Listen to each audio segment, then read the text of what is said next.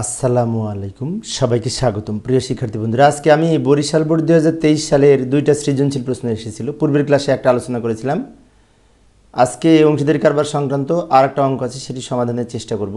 তো প্রথমে প্রশ্নটা দেখে নিই। এই যে প্রশ্নটি উপস্থাপন করলাম, এইখানে কামাল এবং জামাল দুজন অংশীদার। তাদের এই চুক্তিপত্রের তথ্য অনুযায়ী ক নাম্বারে বলেছি স্থায়ী মূলধন হিসাব, স্থায়ী পদ্ধতিতে মূলধন হিসাব প্রস্তুত করো। স্থায়ী পদ্ধতিতে মূলধন হিসাব প্রস্তুত করতে বললে মূলধন হিসাবে বসবে যে প্রারম্ভিক মূলধন যেটি নিয়ে এসছে সেটা এবং অতিরিক্ত মূলধন, এই দুইটা আইটেম, আর কিছু আসবে না। তো যাই সমাধানের চেষ্টা করি ক নাম্বারের। এই যে, তো ক নাম্বারে যেটুকু অন্তর্ভুক্ত হবে উদ্দীপক হতে সেই অংশটুকু উপরে নিয়ে এসে রাখলাম, নিচে ছক অঙ্কন করলাম।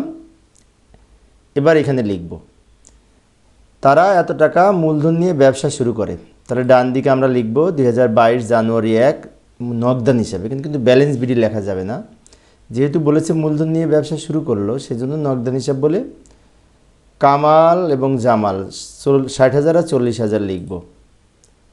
তারপরে এই অতিরিক্ত মূলধন নিয়ে এসছে 1/10 মানে অক্টোবর 1 তারিখে, এটাও নগদান হিসাব বলে লিখব, কারণ অতিরিক্ত মূলধন নিয়ে আসলে জাবেদা হচ্ছে নগদান হিসাব ডেবিট, মূলধন হিসাব ক্রেডিট। তো মূলধন হিসাবের ক্রেডিট দিকে নাম টাকা লিখব জামালের ঘরে, নাম লিখব নগদান হিসাব।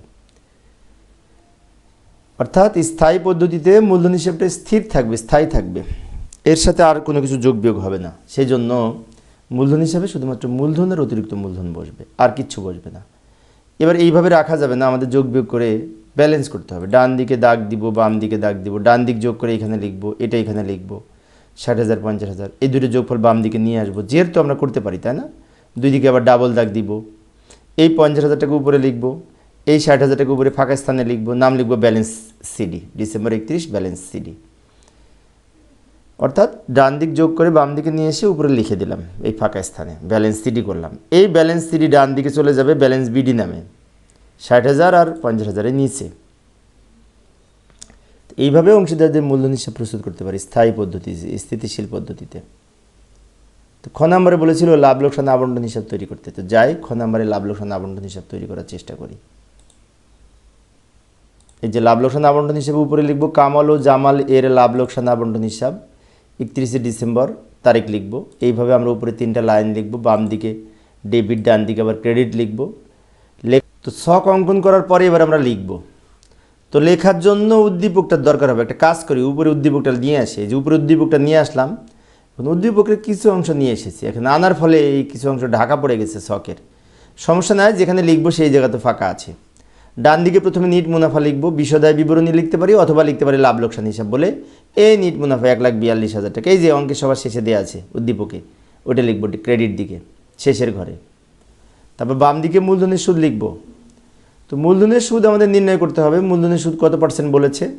এই যে উত্তোলনের উপরে 5% আর মূলধনের উপরে 6% সুদ ধরতে বলেছে, না ঋণের উপরে 6%।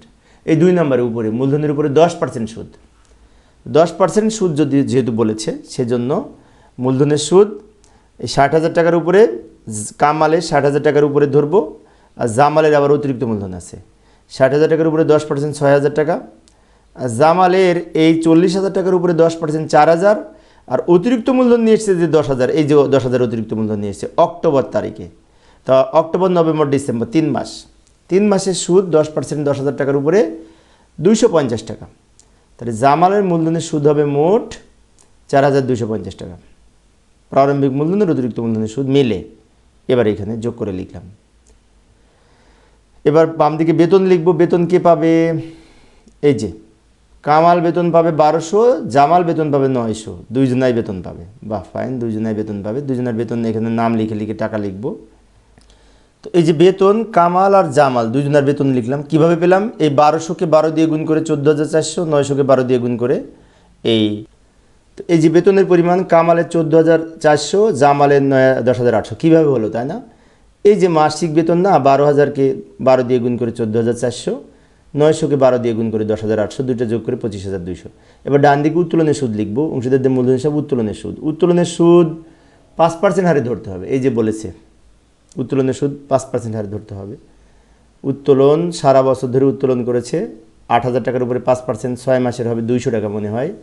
এই যে একজনের 200 টাকা, একজনের 150 টাকা, যোগ করে আমরা শেষের ঘরে লিখব। আচ্ছা, তো বেতন লেখা শেষে ডান দিকে উত্তোলনের সুদ লিখব। এই যে অংশীদারদের চলতি হিসাব, উত্তোলনের সুদ কামাল এবং জামাল। উত্তোলনের সুদ হবে এই যে 200 টাকার 150 টাকা হবে, মোট 300 টাকা 50 টাকা। কীভাবে হলো তাই না? এই যে উত্তোলনের উপরে 5% সুদ ধরতে বলেছে, এই 8000 আর 6000 এর উপরে 5% ধরে অর্ধ বছরের হবে, হাফ বছরের। তারপর পণ্য উত্তোলন এই যে অঙ্কে বলা ছিল 1000 টাকা। পণ্য উত্তোলন ক্রেডিট দিকেও লিখতে হবে, উত্তোলনের সুদ যেদিকে পণ্য উত্তোলন সেদিকে। আর ঋণের সুদ আছে, অংশীদার ঋণ নিয়ে এসছে, ঋণের উপর সুদ ধরতে হবে। এই যে এইখানে বলা আছে 5000 টাকা ঋণ নিয়ে এসছে, 6% সুদ। মাঝামাঝি সময় যেহেতু বলেছে হাফ বছরের সুদ হবে, ঋণের সুদ 150 টাকা হবে 6% ধরে, 5000 টাকা 6% অর্ধ বছরের। এবার যোগ বিয়োগ করবো, ডান দিক দাগ দিব, বাম দিকে দাগ নিয়ে আসবো, এই দুটো যোগ, তিনটা যোগ করে ডানে লিখবো, 1,43,350 টাকা। ওটা বামে নিয়ে আসবো, দুই দিকে ডাবল দাগ দিব, তাই না? আচ্ছা, এবার এই টাকা থেকে উপরে 3টা বিয়োগ করে এখানে লিখবো। এটা মুনাফার অংশ বন্টনযোগ্য। এবার 3জনাকে 2জনাকে ভাগ করে দিব। অংশীদারদের চলতি হিসাব, মুনাফার অংশ কামাল জামাল। এই অংশটুকু আমরা পারি সবাই, কেননা বিশেষ করে এটা সম্ভবত আমার 15 না 16তম ক্লাস, তাহলে ইতিপূর্বে 14টা ক্লাস আলোচনা করেছি। যারা সেই ক্লাসগুলি দেখেছো তারা এই অংশটুকু পারো। তারপরেও বল, এই অঙ্কে মুনাফা বন্টনের অনুপাত দেয়া নেই। যদি দেয়া না থাকে তাহলে এই টাকাটাকে 2 দিয়ে ভাগ করে লিখব, 2জন যেহেতু অংশীদার, 2 দিয়ে ভাগ করে লিখে দিব। এই হচ্ছে লাভ লোকসান আবন্টন হিসাব। খ নাম্বারের উত্তর। উদ্দীপকের গ নাম্বারে বলেছিল অংশীদারদের চলতি হিসাব প্রস্তুত করতে। তো যাই অংশীদারদের চলতি হিসাব প্রস্তুত করার চেষ্টা করি। তো এই যে এইখানে আমরা অংশীদারদের চলতি হিসাব প্রস্তুত করব। চলতি হিসাবে ছক অঙ্কন করলাম। চলতি হিসাবটা করার জন্য উপর উদ্দীপকের কিছু অংশ নিয়ে এসে রাখলাম। এবার চলতি হিসাব কীভাবে করব? চলতি হিসাব অনেকটা মূলধন হিসাবের মতো, তবে মূলধন বসবে না। ওই যে প্রারম্ভিক মূলধন, অতিরিক্ত মূলধন, এগুলো কিছুই আসবে না। তাহলে কি আসবে? ডান দিকে লিখব মূলধনের সুদ, ঋণের সুদ, বেতন, মুনাফার অংশ। আর বাম দিকে লিখব কি? বাম দিকে ডেবিট দিকে লিখব উত্তোলন, পণ্য উত্তোলন, উত্তোলনের সুদ। তো যাই ধাপে ধাপে লিখি। এবং এখানে শুরুটা কিন্তু ডিসেম্বর 31 তারিখ দিয়ে হবে। ডিসেম্বর 31 তারিখ দিয়ে লিখব। এই ঋণের সুদ আগে লিখতে পারি অথবা মূলধনের সুদ আগে লিখতে পারি, সমস্যা নেই। ঋণের সুদ হয়েছিল আমাদের 150 টাকা। কামালের ঘরে লিখব, কামাল ঋণ নিয়ে এসছে। বাম দিকে উত্তোলন লিখব। উত্তোলন কে কত করেছে? এই যে 8000 6000, 8000 6000। আচ্ছা, আবার এবার আমরা লাভ লোকসান আবন্টন হিসাব বলে উত্তোলনের সুদ লিখব। উত্তোলনের সুদ বের করেছিলাম কিছুক্ষণ আগে, তাই না? তো উত্তোলনের সুদ 10% অর্ধেক বছরের হয়েছিল, সম্ভবত 200 আর 150 হয়েছিল, সেটা লিখলাম। এইবার লিখব এই মূলধনের সুদ। তো মূলধনের সুদ কিন্তু আমরা খ নাম্বারে লিখেছিলাম বের করে।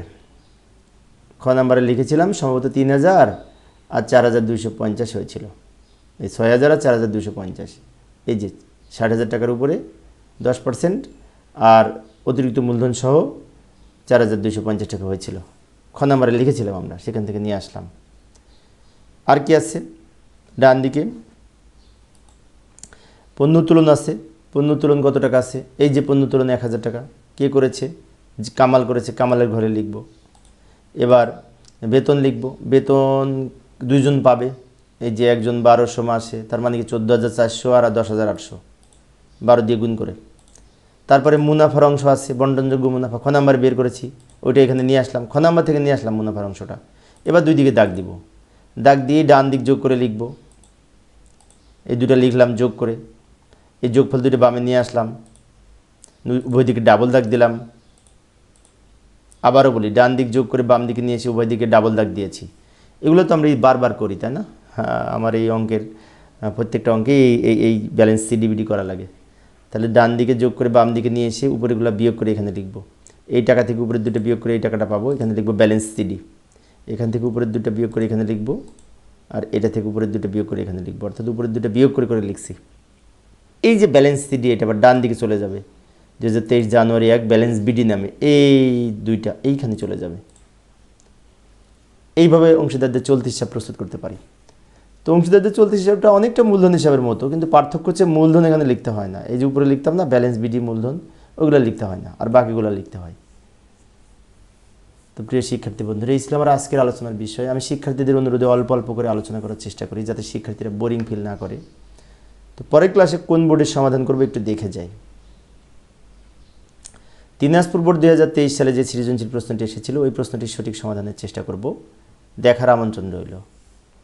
পরিশেষে সবাই ভালো থাকবে এবং সুস্থ থাকবে এই কামনায় খোদা হাফেজ।